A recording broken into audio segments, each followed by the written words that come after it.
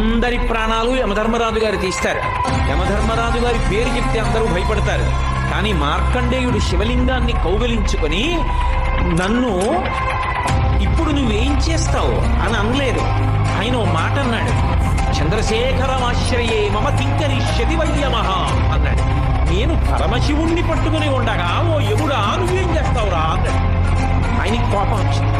అంటే నువ్వు శివలింగాన్ని కౌగిలించుకుని ఉంటే నేనేం చేయలేను అనుకుంటున్నావా అని పాశం వేశాడు.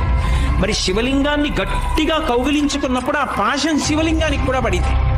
పడేటప్పటికి చూశాడు శంకరుడు, నన్ను నమ్ముకుని నన్ను పట్టుకుని నేనుండగా నువ్వు ఏమీ చేయలేవంటూ ఉండగా పాశం వేస్తావా? అంతే ఎడంకాలింటి తన్నాడు యమధర్మరాజు గారి యొక్క వక్షస్థలం మీద. అందరినీ చంపే యముడు మరణించాడు. ఆ మరణించినప్పుడు దేవతలందరూ వచ్చి